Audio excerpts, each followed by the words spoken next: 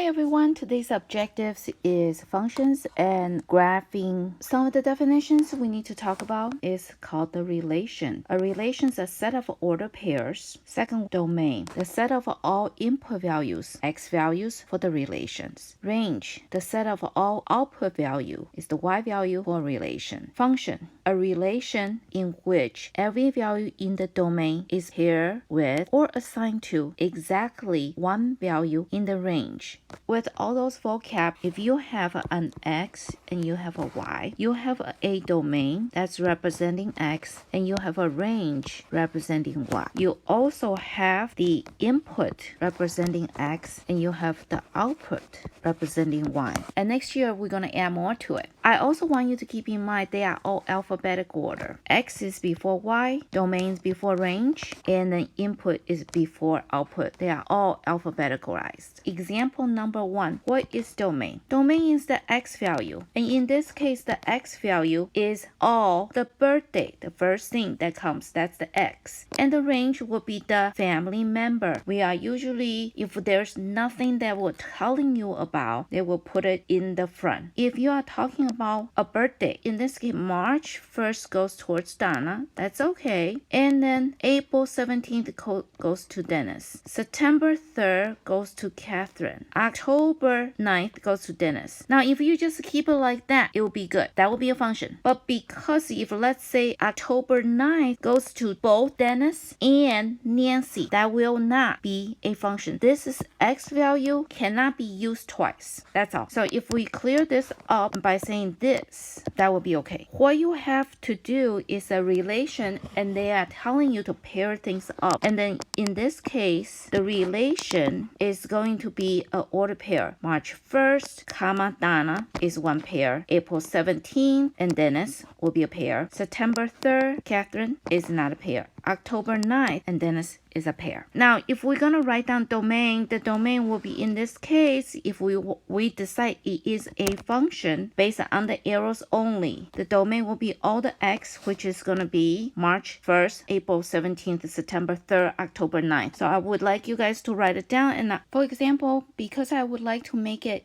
as a function, I cross out Nancy. On to example number 2. Identify the domain and the range of the relation, then determine whether it's a function. So domain is just all the x, so that will be -4, -2, 0, 2, and 4. And range is -1 because the y value 1, 0, -1. Actually, if it shows up twice, we don't have to rewrite it. I cross out the -1 and 2 is your domain and range. And then determine is a function. And in this case, because all your x value right here is only shows up once. It didn't have a double x. So therefore, yes, it is a function. Then the next one, example number 3. For each graph, identify domain and range, then state whether each relation is a function. I would like you guys to take a look if f2 is equal to f2, that's your x value. And then when you look for x values of 2, you got top and bottom as an answer. So you have 2 going toward a 1 and a -1. The x value has 2 things on the y. You match up 2, match up with 1, and you also have 2, which is the x value. Notice the x value showed up twice, matches up with -1. Therefore, this is not a function. Domain, we can talk about it. So now we are going to assume that this parabola, which is sideways, has arrows. So please put that down for them. And if it's an arrow, you guys should understand we done this picking out the domain and range before. This is going to positive and positive, and this is going to positive. That's going to be positive, positive, positive at 1, 0. And then down here it's going to be going towards the positive on the x and negative towards the y. And then when you have domain, you just have to pick smallest to the biggest. So looking at all the x, smallest will be 1. Biggest number is positive infinity. And if you're looking at range of y, the smallest is negative infinity and positive infinity. And that's your range. Please try letter B. Now, also another thing is I want you guys to remember something we talked about before. Remember the vertical line testing? Here is another way you can tell if it's a function or not. If I draw the line up and down, if I touch it more than once, it's not a function. So this touches 2 places. places, that's not a function. See that? On one line, when you draw, you touch 2 places. If I draw the line through the 1, I only have to touch 1 place. If you can find any vertical line touching at 2 places, that will not be a function. Letter B is definitely a function, and the reason for that is vertical line testing. If you draw the line down, you will only hit the parabola at 1 place, and if the arrow keep on going, definitely it's not gonna happen. The domain, again, we talked about before, so go ahead, fill the rest of it out. For the answer, for domain, I have the all real number. The range is x is greater than equal to -1. It's the same thing as bracket -1, positive infinity. F of 0 equals -1 because you are looking for the y as 0. See, -1, 0, right? And 2, 3 is right here. And then -2 is going to be -3. And that's how you'll find those points for the bottom. C and D, answer for your domain and range and tell me, is it a function or not a function? And then come and then check back with your answer. I would like to talk about example C. And when you talk about over circle, if you go up and down, you hit 2 points, so therefore it's not a function. But we definitely can have domain and range. Domain is how far this x value went. It went from -3 to +3. So that's why it's written this way. And another way, using brackets. And another way we can use it is x is between -3 and +3. And that is true because it'll have x value, even though it's higher up, it still have all the x value. And same thing here, -2 to +2. And right here, -y is y value between -2 and +2. Y value right here between -2 and +2. Brackets. And another one, D is even a little bit more trickier. It is a function. The reason for that is it passes every single vertical line testing. There is an open circle. Well, open circle really doesn't count. Open circle actually is being filled by the solid circle. So really is bringing them into a straight line from -3 to +5. But +5, because it has an open circle, you can see it's going to be open circle will not have an equal sign. So it's just less than. And then therefore it's also a parenthesis right here because that open circle. Parenthesis and no equal sign. Now if you look at very front, there it is at -3. It's a bracket because it's colored in circle, and then it's gonna be with the equal sign at -3. And the range is even more trickier because there's no connection. If you look at the y value, it stops at 1, nothing in between, it stops at 2, nothing in between, it stops at 3, nothing in between. So this is why my range is only the whole number, not a greater than or less than, because greater or less than including every single number in between them. It's only on 1, 2, and 3 this thing counts. Then the next one, if you're looking at f of -2, -2 is at 1, -2 is at 1, 4 is at 3. F of 1, if you look at f of 1 goes up, it's open circle, so it doesn't count. So it's gonna be at 2 right here. There's where the answer comes from. Absolute value function, if you understand how to graph them. First of all, couple things we should talk about. We should talk about what is the vertex, okay? The vertex is, because absolute value, you gotta understand it's a V shape, kind of like a parabola, but parabola is a U shape, all right? There's a difference. So absolute value is a exact V shape. So what happened is we need to know where is this point and how deep is those line going to be. So to pick up this point, the basic function is going to be really easy to figure out. If you just have a very basic function like example number 4, you can plug in the chart and just say, all right, if I have 0, it's going to be 0. If I have 1, it's going to be 1. If I have a -1, it's going to be 1. If I have 2, that's going to be 2. But if I have -2, that's still going to be 2. Because the absolute value is when you plug into anything in here, is going to change. All right. So now what you're going to do is the domain I'm going to just use after I graph the picture. So if you graph the picture, you start with a 0, 0. And then the next one is they have the x at +1 and -1. +1 and -1. There we go. And 2 and 2. And then also a -2 and 2. And then you really see a function going that way. A function going that way. To the right, to the left.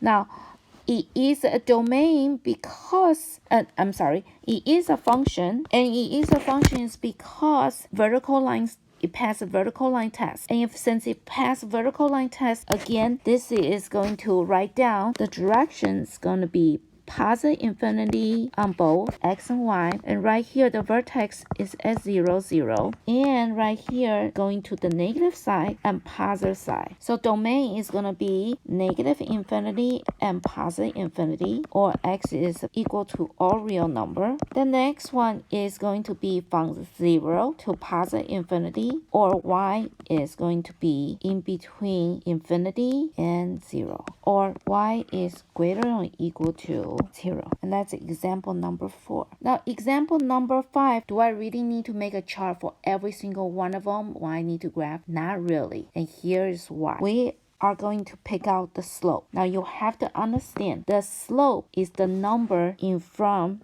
the x outside the bar. That's where you find slope. And in this case, the slope is 1. Then to find the vertex is the number that's in here. So in this case, the real absolute value function really supposed to look like this. F of x equals a absolute value x minus h plus k. Your vertex is going to be h comma k.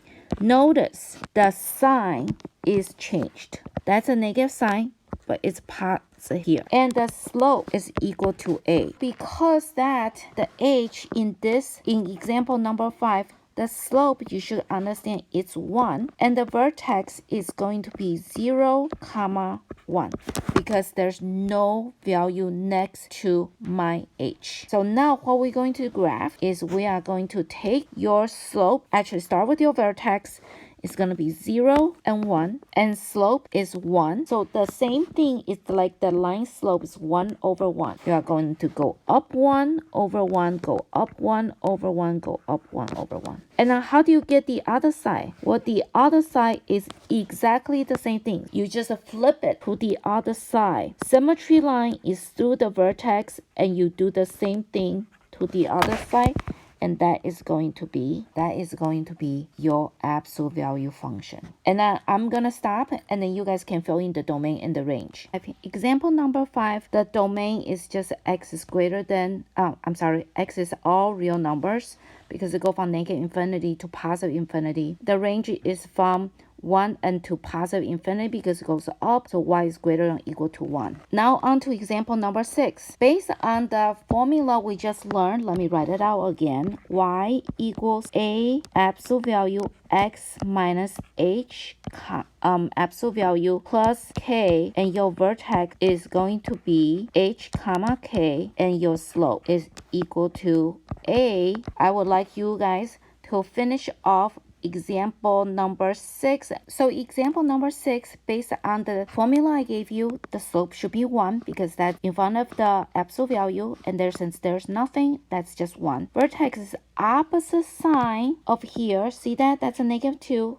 So that become a positive 2, or you only pick up that because the negative sign is right here also. And the 1 stay the same. So if you want to remember, change the sign inside the absolute value, outside stay the same. And then I just graphed it. My vertex first, that's 2 comma 1, and then the slope is up 1 over 1, and that's how I get my absolute value. And there's the answers. So please try 7 and 8, and we will check your answers when you're done. So number 7, the slope is 2, and then you should realize that slope is 2, so it can be written as 2 over 1, okay? And because it can be written as 2 over 1, you have up 2 over right 1. And then you will do both sides, and then you will see in a minute when I show you the picture. The vertex is opposite of that. That's going to be positive 3. And this stays the same. So it's 3 comma 1. So to look at the graph, you have 3, 1, which is right here. And then the slope goes right from that point. From here up 2 over 1. Up 2 over 1. And then because you know absolute value gives you the other side. So it's going to be up 2 to the negative 1. Up 2 to the negative 1. Because one of them is positive, one's negative, so that's a negative side. Let me do it one more time. up 2 to the right, up 2 to the right, because 2 over 1. And this one is going to be up 2 to the negative 1, up 2 to the negative 1. Then the domain range, it's the same thing, positive infinity to negative infinity, because all the value this way is a function. Yes, it's always a function for the absolute value in this case, because when you do a vertical line testing, you only test that crossing the line at one place. Then the range is going to be anything that goes up or starts at 1 goes up. So therefore, it's y greater than equal to 1. Then the next one, the slope is going to be right here, the front, which is the A, that's negative 3. The vertex is opposite of that, what's inside absolute value, which is negative 2, that become a positive 2, and negative 4 become a positive 4 still. And so when I graph it, it's going to be 2 comma 4 right there. And then because that's 2 comma 4, and the slope is negative 3, so slope is negative 3 is going to be like negative 3 over 1. When you do that, it's going to be from the vertex right here, down 3 over right 1, down 3 over right 1, down 3 over right 1.